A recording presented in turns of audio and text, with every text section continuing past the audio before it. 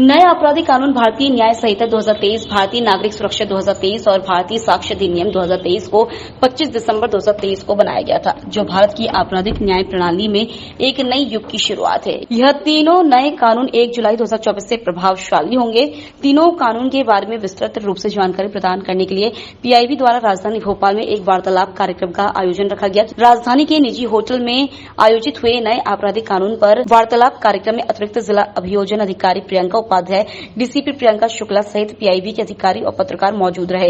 इस वार्तालाप में अभियोजन अधिकारी और पुलिस अधिकारियों ने तीनों नए कानून के बारे में विस्तृत रूप से जानकारी दी, जिसमें आम जनता को समय पर न्याय मिलने, नए आपराधिक कानून दंड केंद्रित नहीं, न्याय केंद्रित, महिलाओं और बच्चों के खिलाफ अपराध, भगोड़े अपराधियों के खिलाफ कार्रवाई, गैर मौजूदगी में मुकदमा, प्रौद्योगिकी का इस्तेमाल, अभियोजन निदेशालय, फॉरेंसिक को बढ़ावा, न्यायाधीशों से संबंधित प्रावधान, मॉब लिंचिंग, संगठित अपराध, पीड़ित केंद्रित कानून, पुलिस की जवाबदेही में बढ़ोतरी, राजद्रोह को निरस्त करना एवं देशद्रोह की परिभाषा, आतंकवाद की परिभाषा, साक्ष्य में प्रौद्योगिकी को अधिक महत्व, न्याय व्यवस्था में तेजी, विचाराधीन और गवाहों की सुरक्षा जैसे मुख्य बिंदुओं पर विस्तृत रूप से जानकारी प्रदान की गई।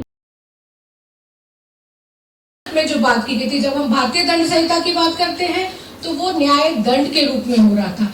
जो अपराधी है उसे दंड मिले, ये भारतीय दंड संहिता का मोटिव था। और जब हम भारतीय न्याय संहिता की बात करते हैं तो वो न्याय दिला रहा है, चाहे वो आरोपी हो, चाहे वो पीड़ित हो। जिसने गलत किया है उसको न्याय, उसके विरुद्ध न्याय होगा और पीड़ित को न्याय मिलेगा। इसमें वो पहले से अजम्पशन लेके नहीं चल रहे हैं कि हमें दंड देना है। दूसरी बात है, जब आपराधिक न्याय तुरंत आया है वो सुगम, सुलभ और सहज होना चाहिए। उसकी प्रक्रिया में पारदर्शिता होनी चाहिए। जैसे आप ही लोगों ने कई बार जब आप अपने अपने पेपर्स में लिखते हैं तो कहते हैं 25 आर्म्स एक्ट के मुकदमे झूठे बना लिए गए थे। पारदर्शिता नहीं थी। जब पारदर्शिता नहीं आती है तो लोगों का विश्वास नहीं होता है। उस विश्वास को सहज बनाने के लिए, डिजिटलाइजेशन की प्रोसेस को रेगुलर करने के लिए अब सारी प्रोसीडिंग है उसकी वीडियोग्राफी होगी। तो अब न्याय में आएगी, जब पारदर्शिता आएगी तो ये कहा जाएगा कि न्याय पे विश्वास बढ़ेगा। इस चीज को मैं आगे लेते हुए आपसे ये कहूंगी, कुछ दिनों पहले माननीय मुख्य न्यायमूर्ति ने ये बताया था कि न्याय तभी मिलेगा जब न्याय की जानकारी प्रत्येक नागरिक को।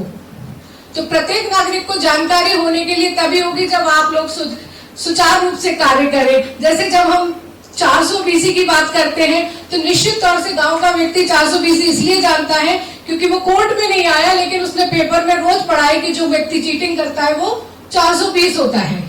जो उद्देश्य है वो न्याय है, न कि दंड है, जिससे कि एक निर्धारित समय में सभी को न्याय मिले। जैसे कि 0 FIR और EFIR पहले से मध्य प्रदेश पुलिस में जो है होती आ रही है। EFIR का अभी तक जो है काफी लिमिटेड ज्यूरिसडिक्शन है, जो कि आप 1 लाख से कम की चोरी में या वाहन चोरी में आप दर्ज कर सकते हैं। मध्य प्रदेश पहले ऐसे प्रदेशों में से है जहां पर हमने EFIR की प्रणाली जो है काफी कुछ समय से जो चल रही है।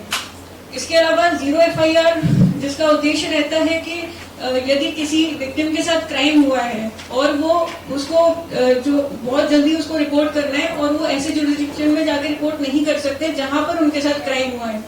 कई बार जो है क्राइम शुरू हो जाता है, जैसे कि 376 के केसेस में रिलेशनशिप में रहते हैं या फिर कुछ उनको झूठ बोल के कि शादी कर लेंगे, इस तरीके से क्राइम शुरू होता है। लेकिन 1 साल 1.5 साल बाद उनको लगता है कि हमें जो है ठगा गया, हमारे साथ क्राइम हुआ है, इनका उद्देश्य था नहीं इस प्रकार का।